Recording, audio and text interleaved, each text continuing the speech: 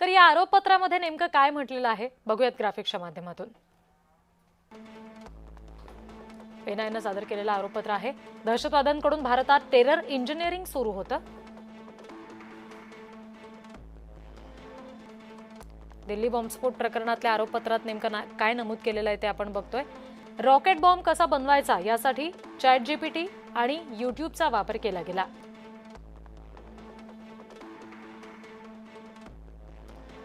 जसीर बिलाल वाणी या दहशतवाद्याची बॉम्ब बनवण्याच्या या सगळ्या प्रक्रियेमध्ये मुख्य भूमिका होती।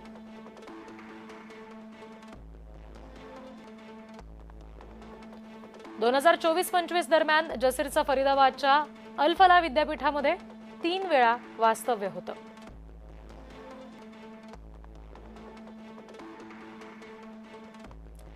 डॉक्टर आदिल अहमद राठर आधीपासूनच अल फलाह विद्यापीठात नोकरीला होता।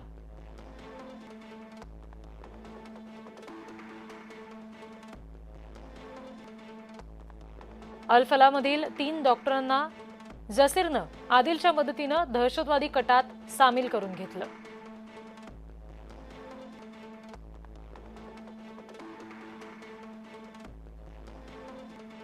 डिसेंबर 2023 आणि जानेवारी 2024 या दरम्यान स्फोटकं बनवण्याचं सामान जसीरनं फ्लिपकार्टवरून मागवलं।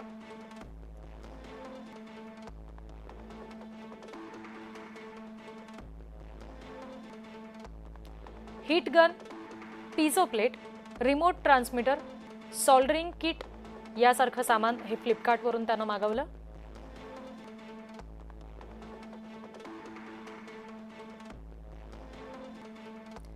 हे सगळे सुटे भाग जसीरनं डॉक्टर उमरकडे बॉम्ब बनवण्यासाठी सोपवले।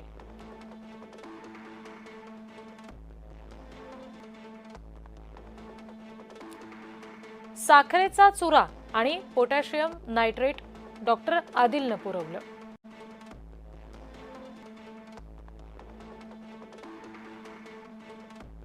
जसीरनं स्फोटकं बनवली आणि काश्मीरच्या काझीगुंड जंगलामध्ये त्याची चाचणी केली।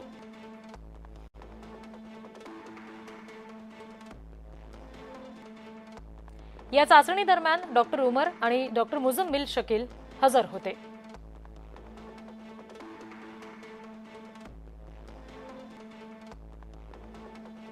चाचणी झाल्यानंतर शिल्लक राहिलेले अवशेष एनआयएनं जंगलातून हस्तगत केलेत।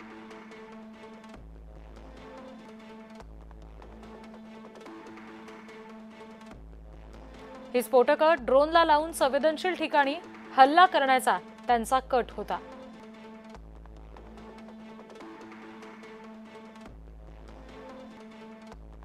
याच दहशतवादी समूहानं अनंतनागच्या आणखी एका जंगलात सिलेंडर आधारित स्फोटकांची चाचणी केली।